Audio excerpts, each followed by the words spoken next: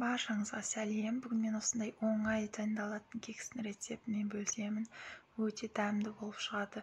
Үйдегі бар заттардан жасалады. Менімен бірге болыңыздар. Ол үшін бізге керегі қоюлатылған сүт, сапасы жақсы жұмыртқа, сары май, ұн, крахмал және қамыр қопсытқыш. Және мен бетіне осындай жаңғақ және де шоколадты пайдаландым. Салмасына ішіне салғанға ең алдымен таза ыдысымызға жұмыртқамызды жарып алып, оны көпіргенше миксерлейміз. Көп миксерлеудің қажеті жоқ. Шамамен 1 минуттай және миксердің бірінші жылдамдығын, яғни А жылдамдықты араластырыңыздар. Бұны венчикпен араластырсаңыздар да болады. Ең бастысы жұмыртқамыз жақсылап араласса болды. Оны көпіртіп, үлкейтудің қажеті жоқ. Енді осы жұмыртқамызға қоюлатылған сүтімізді құйып аламыз. Сапасы жақсысын пайдаланыңыздар. Кекстарыңыздың дәмі соған байланысты болып шығады. Енді ерітіп алған сары майымды құйып, бұны да жақсылап араластырып аламын.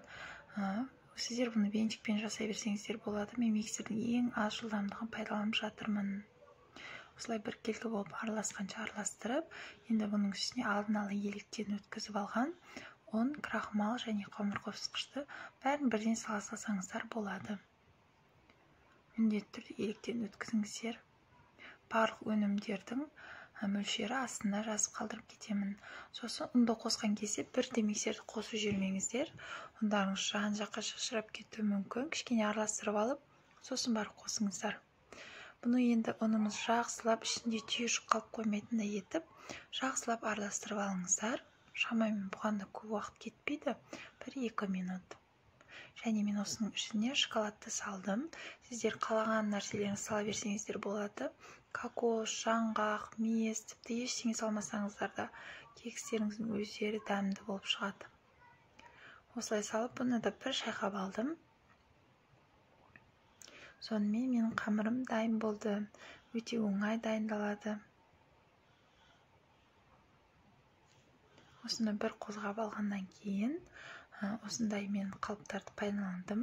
Сіздер қалаған өздеріңізге ұнаған қалыпқа құйып, жасап алсаңыздар болады, немесе бәрін бірден құйып, пирог ретінде пісірсеңіздер де болады. Мен осындай қалта жағын пайдаланамын. Осы өте ыңғайлы. Маған осындай кондитерлік мешок дейміз. Соған салып, бәрін құйып алып, осылай құйып шығамын. Сонда бір келкі салуға сіздерге жақсы болады. Немесе қасықпен құйып алсаңыздар да болады. Мен бәрін салып алдым. Енді бетіне жаңғақты кішкене езіп алып, сеуіп шығамын. Бұл уақытта сіздер пештеріңізді қызуға қойып қойыңыздар, 180 градусқа. Жақсы қызып тұру қажет. Осылай кішкене жаңғақты бетіне сеуіп, шамамен 25 минуттай пісіп шығады. Өте оңай дайындалады, бірақ өте дәмді болып шығады. Сіздер жасаңыздар. Міне пісіп шықты, дайын болды. Көріп тұрғандарыңыздай көтеріліп күшті болып пісті.